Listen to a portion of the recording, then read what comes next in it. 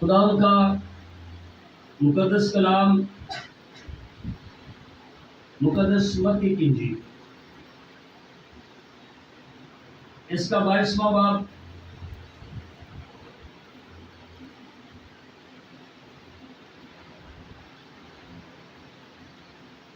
पहली आयत से खुदा के कलाम में से देखें।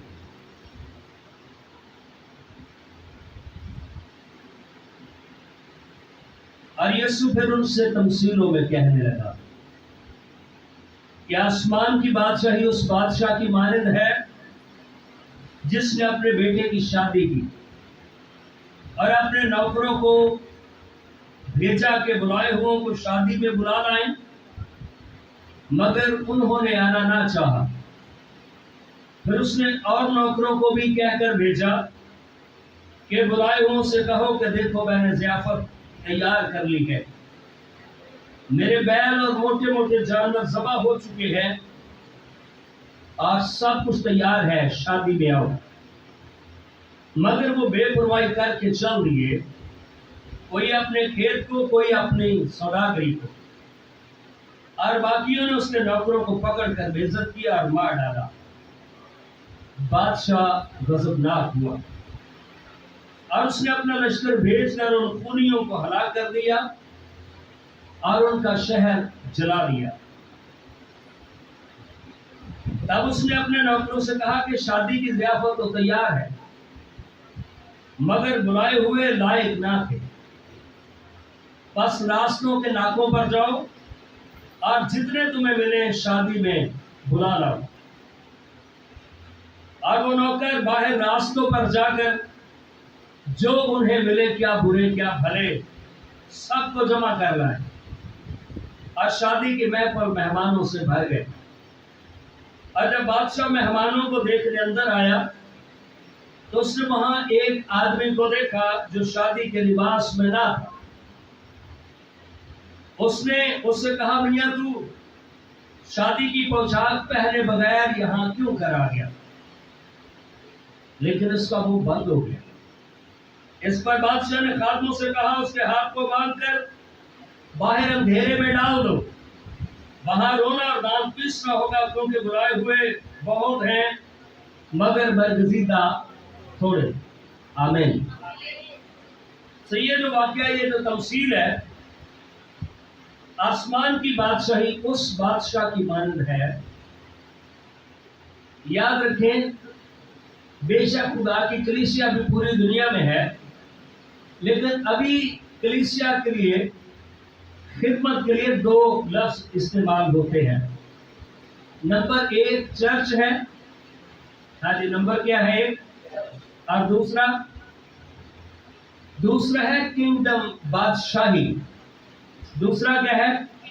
अभी ईमानदारों की जमातों में ज्यादा जो सोच है वो सिर्फ लोकल चर्च की नहीं है, वो इंटरनेशनल चर्च की है कि पूरी दुनिया के ईमानदार एक ही कलीसिया है जिसे किंगडम कहा जाता है, बादशाही है। हालेलुया।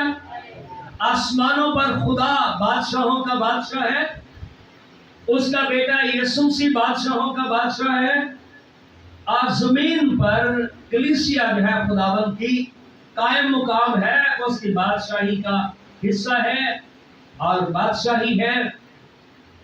आमीन। सो ये भी पूरी दुनिया के अंदर होनी चाहिए।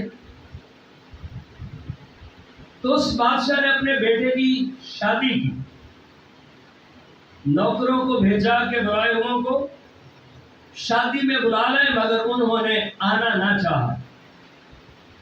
आज भी यीशु मसीह की तरफ से जो खुदा के खादमों के पास पैगाम है पूरी दुनिया के लोगों के लिए कि खुदावंद के पास आओ, लेकिन बहुत सारे लोग, आज उनका तरीकाकार क्या है? क्यों नहीं? क्या वो तेजी से क्विकली आना चाहते हैं, या सुस्ती से आना चाहते हैं, या आना ही नहीं चाहते? तीन कैटेगरी दो हैं। कई पूरे टाइम पे आना चाहते हैं, कई थोड़ा सा बाद में, कई, हाँ जी, कई बोले कई कई आना ही नहीं चाहते खुदा की हजूरी में। लेकिन याद रखें ये होगा क्या, इसका मतलब क्या है। ये किसी को पास्टर की कॉल नहीं है, खुदावन की तरफ से बुलावा है, जो बादशाहों का बादशाह है, ठीक है, उसकी तरफ से है। मगर उन्होंने आना न चाहा। फिर उसने और नौकरों को यह कहकर भेजा कि बुलाए मुझसे कहो, देखो मैंने ज़ियाफत तैयार कर ली है। दूसरा पैगाम उनको जिनको दावत दी गई थी, रिमाइंडर उनको भेजा, ठीक है ना, शादी का कार्ड भेजा जाता है। फिर लोग सोचते हैं पता नहीं उन्होंने व्हाट्सएप देखा या नहीं देखा। फिर लोग क्या करते हैं, पहली याद है ना शादी, कई लोग कहते हैं हाँ जी याद है। कई लोग कहते हैं ओह देर से निकल गया, थैंक यू कि तुझे याद करा देता है। सो ये दूसरी बार याद भी करा दिया गया। फिर बताया गया कि मेरे बैल और मोटे मोटे जानवर सभा हो चुके हैं, ये ज़ियाफत आपके लिए सजाई गई है। बैल से मुराद खुदा का खादम है। बैल से मुराद खुदा का खादम है। इंजील के काम में यीशु मसीह के नाम की खातिर बहुत सारे लोगों ने जामे शहादत नोश किया, कुर्बान हुए। मुकद्दसों की तारीख है, लिखे बास आरे से चीरे गए, शहादतें हुई। आज जब शुरू में मसीहत आई रोम के अंदर, तो बहुत सारे लोगों को जिंदा जला दिया गया, जिनमें से एक बुजुर्ग बिशप पोलीकार्प का भी नाम है। लड़कों और लड़कियों को पोल्स के साथ बांधकर जिंदा जलाया गया। जहां पर गेम्स होती हैं, जो इंटरनेशनल गेम्स हैं, ओलंपिक्स, जो बच्चे गेम्स को समझते हैं, ओलंपिक्स गेम्स, ये वही से, ओलंपिया एक शहर है इटली का, जहां से ये गेम्स का, टूर्नामेंट्स का आगाज हुआ। और उस दौर में जो मसीही थे, बेटे और बेटियां, उनके ऊपर मारने वाले बैल, बुल छोड़ दिए जाते थे कि उनको टकरे मार मार कर उनकी पसलियां फाड़ दें। आज देखें हम पहुंचे कहां तक है। फिर लड़कों और लड़कियों को उन्होंने पकड़ा, उन्होंने कहा यीशु का इनकार कर दो। उन्होंने कहा हम यीशु का इनकार नहीं करेंगे। तो जो स्टेडियम को रोशन करते हैं ना, बड़े बड़े टावर, उनके ऊपर लाइट्स लगी होती हैं। उन लाइट्स की जगह पे उन मसीही लड़कों और लड़कियों को बांधकर उन्होंने आग लगाई। उन्होंने कहा अपनी ओलंपिक्स गेम्स का हम इस तरह से इफ्तिताह करेंगे। और आज भी आपको पता है, ओलंपिक गेम्स जब उनकी ओपनिंग होती है, वो मशम रोशन की जाती है। पर याद रखें, उन मसीही बेटों और बेटियों ने, उनकी उस आग ने जिसमें वो जले, पूरी दुनिया को उन्होंने रोशन कर दिया और सलीब का पैगाम दिया उनको। अब आ जाते हैं, आज किस तरफ आ रहे हैं, मौजूदा दौर में। अब नौजवान बेटे और बेटियां मोबाइल की आग से रोशन हो रहे हैं। अपना वक्त जाया, ना तालीम, ना हुनर, बेवकूफी, नादानी, कबाहतें, हमाकतें, आज के नौजवान की ये जिंदगी रह गई है। गौर करें हम खड़े कहां पर हैं। उन नौजवानों को देखें जो उन्होंने दुनिया को रोशन किया, हम कहां पर खड़े हैं।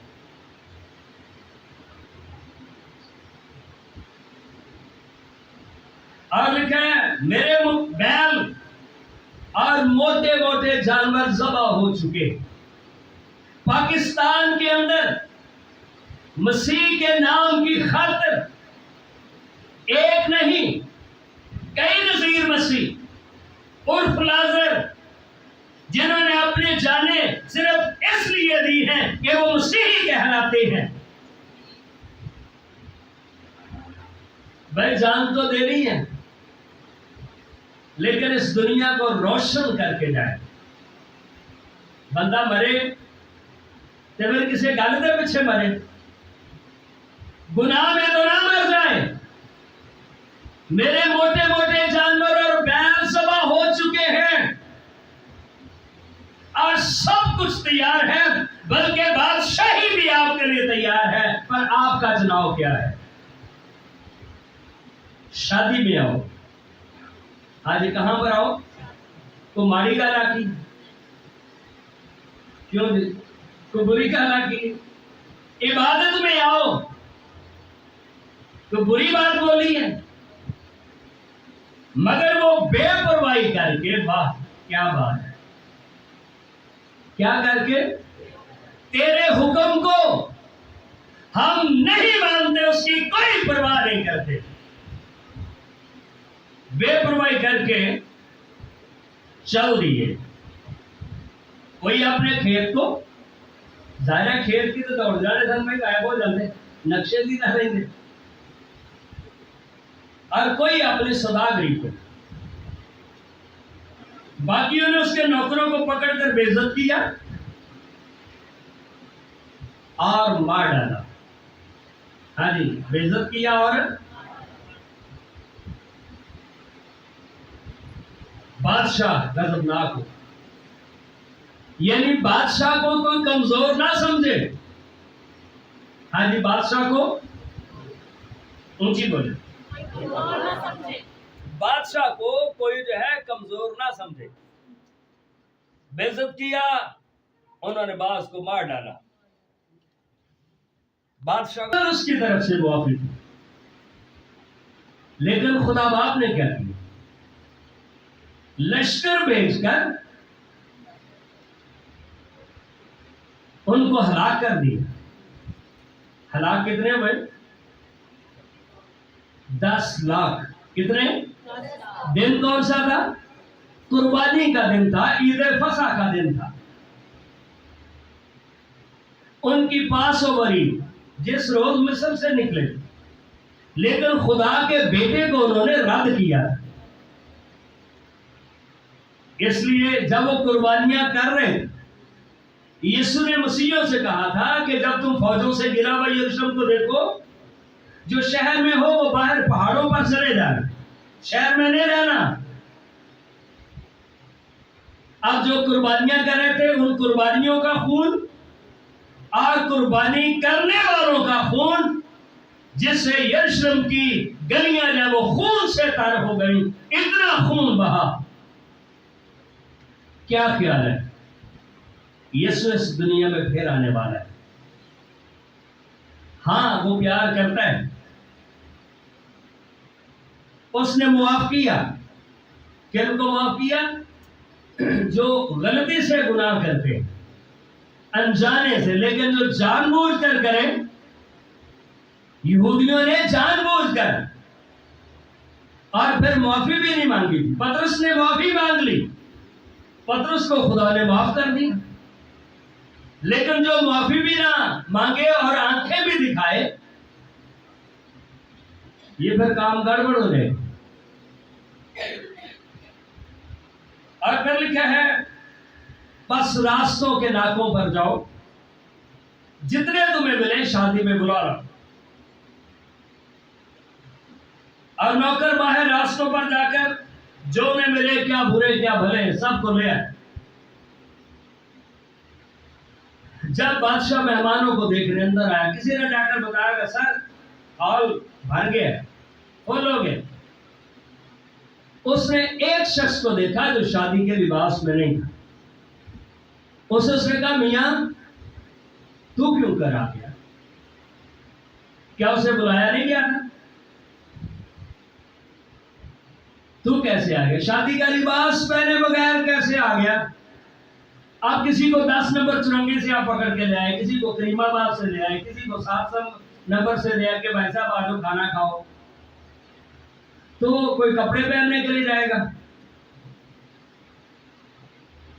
जो शाही शादियां होती थी उनमें एक बास्केट टाइप वेस्टकोट वो देते थे फूलों वाली कढ़ाई वाला, ताकि हमारे लिए सारे मेहमान एक जैसे ही नजर आए। अब वो बंदा उसे कहा था, इसीलिए तो लिखा ना उसका मुंह बंद हो गया। किसी ने कहा भाई साहब आप भी ये कोट पहन ले, और मैं नहीं पहनता। बाइबल मुकद्दस में लिखा है जितनों ने मसीह यीशु में शामिल होने का बपतिस्मा लिया उन्होंने मसीह यीशु को पहन लिया। मालिक जब देखेगा कलीसिया तैयारी कर रही है, बहुत सारे लोगों को बुला रही है, आओ ज़ियाफत तैयार है और इस शादी में आओ, चलो कुछ आ ही गए लेकिन बगैर शादी के लिबास। जितनों ने मसीह यीशु में शामिल होने का बपतिस्मा लिया लेकिन उन्होंने मसीह यीशु को पहन लिया, तैयारी करके रखें। कई बार लोग होते हैं हाँ जी तैयार, हाँ तैयार ही तैयार, एंड ही फिरते रहते, एंड की पता चल रहा है ओह बस निकल गई। इसी तरह से एक दिन कलीसिया ने खुदावंद के पास चले जाना है, वो हाले ऐसे तो नहीं, इधर जा, मोबाइल चार्ज कर, फलाना देख, वो क्या कर रहा है, ये क्या कर रहा है, ये वो के चक्कर में ना रहे। हर बंदा अपनी तैयारी का सोचे कि मैं रेडी हूं, मैं तैयार हूं। आमीन। इस पर बादशाह ने खादमों से कहा, हाँ जी किसके बारे में? जो शादी के लिबास में नहीं था, जान छुट्टी नहीं कि बंदा सोचे अच्छा चलो कोई बात नहीं, खुदावन डिसिप्लिन का खुदा है, नहीं भी होते कोई गल नहीं, ना ना ना ना, खुदावन जिसने दुनिया को कानून दिया है उसने कहा भाई इसके हाथ को बांधो ना जरा। अब हाथ को बांधने वाले सिर्फ इंसान ही नहीं है, दूसरी तफसीर में लिखा है वो अपने फरिश्तों को हुक्म देगा। बांधने वाले कमजोर बंदे नहीं है, पादरियां को तो उधर निकल गया तो उधर निकल गया, फरिश्तियां ने नहीं जान देना। इनके हाथ पांव बांध कर जेड़े गिरजे वालों पैर में संतुरते बनो जरा इधर। आमीन। जो और क्या बांधना है, इनके हाथ भी बांध दो और ये कोई काम ना कर सके। और फिर फेंकना का बाहर अंधेरे में बोल दे रहा कौन सा है, अबदी तारीकी। और होगा वहां पर क्या, वहां रोना और दांत पीसना होगा। रोना और दांत पीसना ये फ्रेज है, इससे मुराद ये जैसे कहावत होती है रोना और दांत पीसना। गन्ने की मशीन के अंदर आप गन्ना लगा देते हैं, दोनों तरफ से बेलन, आप चाहते हैं कि उस गन्ने को फिर वापस खींच सकते, वो आगे ही जाएगा। वो दुख और मुसीबत आगे ही जाएगी, उससे को निकल नहीं सके। इमाल की किताब में लिखा ना कि मुकद्दस पतरस जहां पर वास कर रहा था ईद पेंतीकोस्त के रोज, और वहां पर लिखा है एक नबूवत का जिक्र करता है जो यीशु मसीह की बाबत ज़बूर में लिखी है कि वो उसके सड़ने की नौबत ना पहुंचने देगा। सड़ने की नौबत ना वो आलम अरवा में रहेगा और ना उसके सड़ने की नौबत पहुंचेगी। इसका मतलब क्या है, जरा गौर ना सुनना।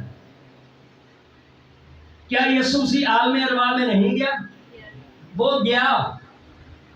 क्या आलम अरवा में आग नहीं है?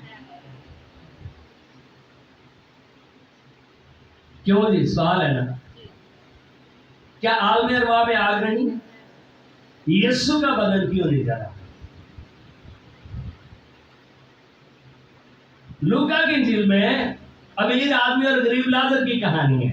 ये कहानी मैं नहीं सुनाऊंगा, आपको इशारा मैं दे रहा हूं।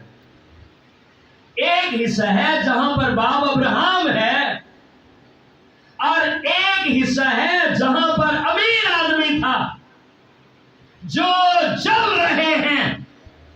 यीशु मसीह उस जलने वाले हिस्से में नहीं गया जहां पर नाफरमान है, वो वहां पर गया जहां पर बाप अब्राहम है, जहां पर गरीब लाजर है, जिसने खुदावंद के पैगाम को कबूल किया है।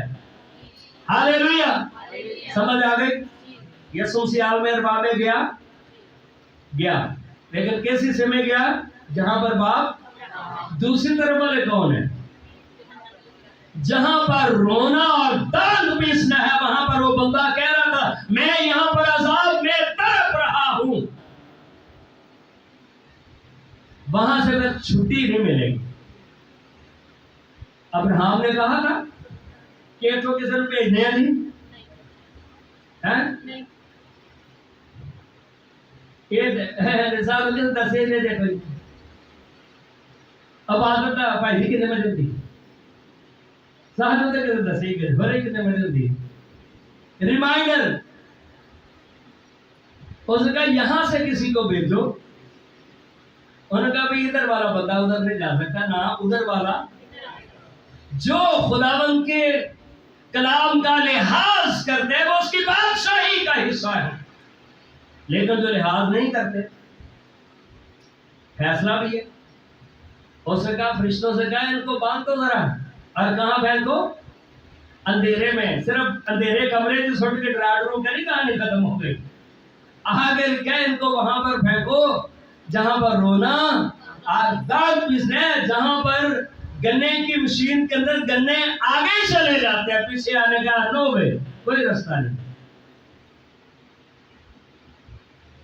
क्योंकि बुलाए हुए बहुत हैं मगर बरगजीदा। कईया ने एक दफा बपतिस्मा ले लिया, बुलाए गए, लेकिन अपनी बरगजीदगी को साबित नहीं, रास्ते में रहे, उनके लिए खतरा है। आइए अपने सरों को झुकाएं।